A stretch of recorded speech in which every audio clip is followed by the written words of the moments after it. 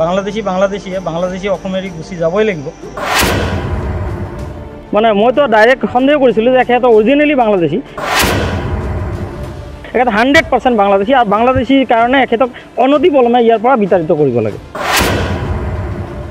এইটো আমাৰ অসম চৰকাৰৰ যিজন মুখ্যমন্ত্ৰী এখেতে অনতিপলমে তদন্ত কৰি ইয়াৰ যিটো মানে পদ আছে এই পদটো খাৰিজ কৰিব লাগে, তাৰ কাৰণে মই দাবী জনাইছোঁ। এজন BTCৰ দায়িত্বশীল পদত থাকি এজন EM এটা দায়িত্বশীল সাংবিধানিক পদত থাকি এখেতে নিজকে মানে বাংলাদেশী বুলি নিজকে জাহিৰ কৰিছে, আৰু তাত যিটো পৰিৱেশত এখেতে যেতিয়া কৈছে যে বোলে ময়ো বাংলাদেশী আপোনালোকেও বাংলাদেশী, তাত যিখিনি মানুহ ওচৰে পাজৰে আছিল সেইখিনি ধৰ্মীয় সংখ্যালঘু মানুহ, আৰু এখেতে কোৱাৰ সময়ত আমি ধৰ্মীয় সংখ্যালঘুসকলে এইটো কথা মানি লোৱা নাই যে বোলে আমিও বাংলাদেশী।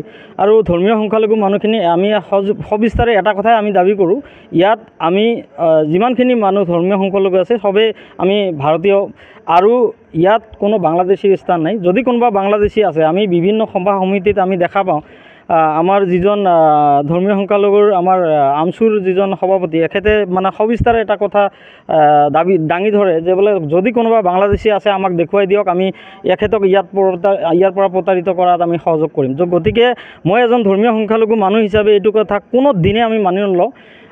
আমি বাংলাদেশী বা বাংলাদেশী মূলৰ মানুহ হয়, বিভিন্ন সময়ত অসমত বিভিন্ন কিহৰ পৰা আহিছিল মানুহখিনি, কিন্তু ভাৰতবৰ্ষ স্বাধীন হোৱাৰ বহুত আগৰ পৰা ইয়াত মানুহখিনি আছে। ইয়াতে যিহেতু মানুহখিনি আছে, কোনো পধ্যে ইয়াতে বাংলাদেশী হ'ব নোৱাৰে। যদি কোনোবা ধৰণৰ বাংলাদেশী আছে আমি তাক বিতাড়িত কৰাত সহযোগ কৰিম।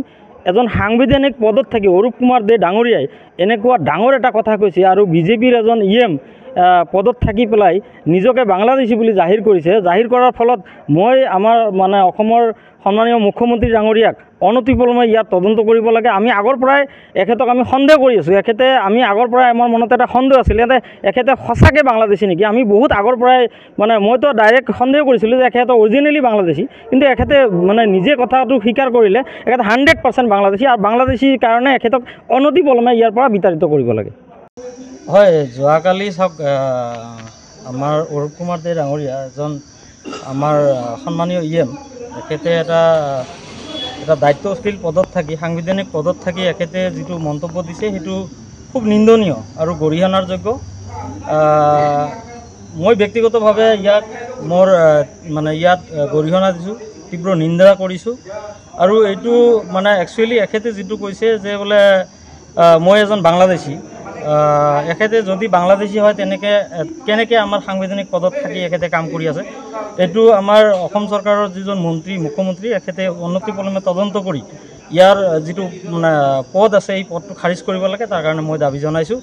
আৰু বিশেষকৈ আমাৰ যিখিনি ধৰ্মীয় সংখ্যালঘুৰ মানুহক উদ্দেশ্য কৰি তাত আমি এটা কথা কোৱা দেখা পাইছোঁ যে বোলে আপোনালোকেও বাংলাদেশী ময়ো বাংলাদেশী।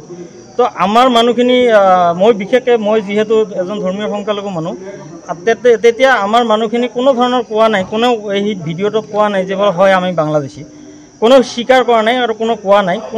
আমি বাংলাদেশীৰ বোজ আমি সহ্য নকৰোঁ, বাংলাদেশী আমি মানি নলওঁ। বাংলাদেশী অসমেৰি গুচি যাবই লাগিব, কাৰণ নিজকে যেতিয়া বাংলাদেশী বুলি জাহিৰ কৰিছে তাত সাংবিধানিক এটা পদত থকাৰ কোনো তাৰ অধিকাৰ নাই। আৰু ধৰ্মীয় সংখ্যালঘুক সি বাংলাদেশী সজাব খুজিছে, কোনো কাৰণতে ধৰ্মীয় সংখ্যালঘু যিকোনো মানুহ মানে বাংলাদেশী মূলৰ নহয়। আমাৰ অসমত মানে তাহানিৰ যুগৰ পৰাই ধৰ্মীয় সংখ্যালঘু মানুহখিনি বিভিন্ন সময়ত আহিছিল, আৰু ভাৰতবৰ্ষ স্বাধীন হোৱাৰ বহুত আগতে আহিছে।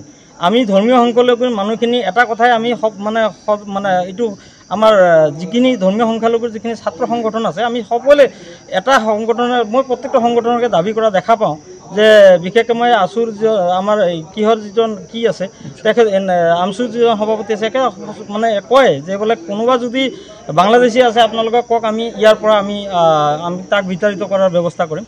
যদি চৰকাৰে দেখাই দিব পাৰে কোনোবা যদি বাংলাদেশী আছে, আমি ইয়াৰ পৰা অসমৰ পৰা আমি ইয়াক মানে বাংলাদেশত পঠোৱাৰ ব্যৱস্থা কৰিম আৰু চৰকাৰক আমি সহযোগ কৰিম।